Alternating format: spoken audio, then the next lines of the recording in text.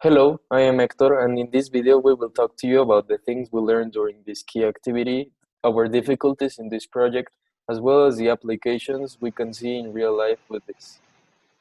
First of all, we noticed that the graphs we were asked to find were most likely to be found in financial websites, newspapers, or magazines. These just tend to have more numbers and graphs because lots of people want to get the value of a certain stock or share or the price of oil or anything at all.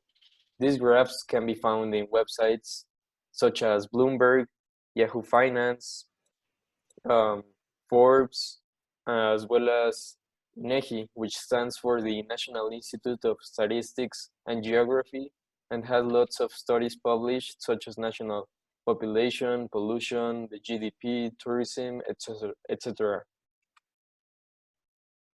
We have a problem with searching linear graph because they aren't in the same quantity that polynomial ones, and are less used in studies because the results are too variable. So we need to search for polynomial ones that doesn't have a lot of variations and can be corrected with a line to calculate the trend.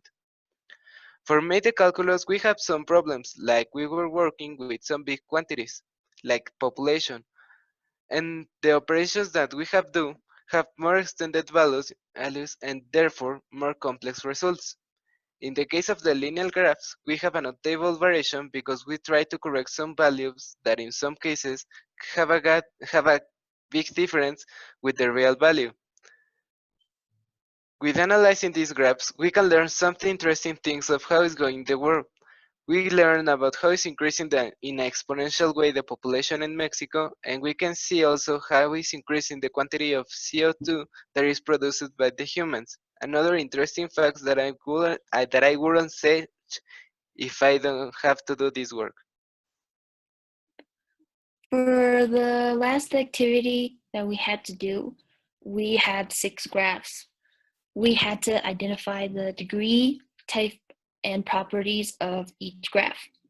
We didn't have so much trouble in this part of the activity because we already knew most of the information we needed to fill out.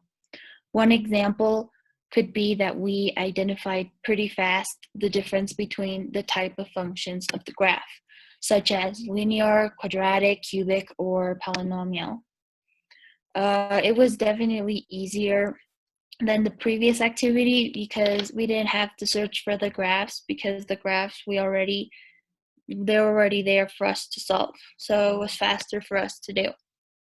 So in conclusion, it was challenging. It was a challenging project for us to do because we don't really usually have an investigation project for a math subject, but we learned new solutions and new facts. So that was interesting for us. So that's all from us today. Thank you for watching and listening. This was the team with Hector, Salvador, and your server, Nicole. Thank you and good day.